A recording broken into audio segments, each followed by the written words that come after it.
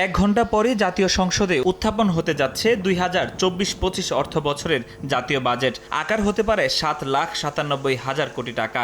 সুখী, সমৃদ্ধ, উন্নত ও স্মার্ট বাংলাদেশ বিনির্মাণের অঙ্গীকার নিয়ে করা এবারের বাজেটের আকার বাড়ছে 4.6%।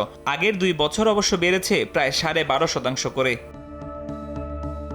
আগামীতে বাড়তে পারে বেশিরভাগ নিত্যপণ্যের দাম, এমন ইঙ্গিতই মিলছে অর্থ মন্ত্রণালয় সূত্রে। মূল্যস্ফীতির লক্ষ্যমাত্রা 6 থেকে বাড়িয়ে করা হতে পারে 6.5%। তবে সংকোচনের পথে জিডিপি প্রবৃদ্ধির লক্ষ্যমাত্রা কমিয়ে হতে পারে 6.75%।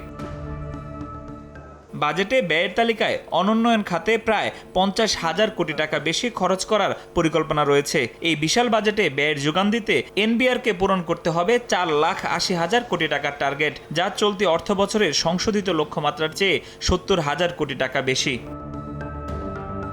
এদিকে মূল্যস্ফীতির চাপে করমুক্ত আয়সীমা বাড়ানোর যৌক্তিকতা থাকলেও রাজস্ব আয় বাড়াতে অপরিবর্তিত থাকছে 3.5 লাখ টাকাতেই।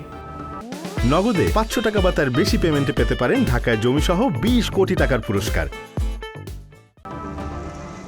জনগণের উন্নয়নে এই ব্যয় বরাদ্দের বিপরীতে সুদ পরিশোধ বাবদ 1,13,000 কোটি, ভর্তুকি প্রণোদনায় 1,11,000 কোটি আর সরকারি কর্মচারীদের বেতন ভাতা প্রদানে মোট বরাদ্দ রাখা হতে পারে 3,14,700 কোটি টাকা।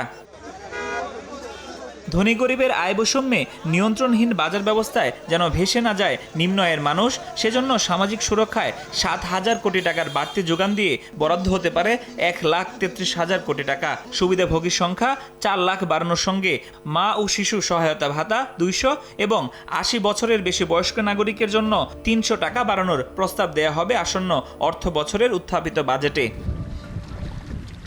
নিত্যপণ্যের দাম বৃদ্ধির লাগাম টানতে কৃষিতে 35,000 কোটি ও বিদ্যুৎ খাতে বরাদ্দ রাখা হতে পারে 40,000 কোটি টাকা। ফরহাদুর রহমান, সময় সংবাদ, ঢাকা।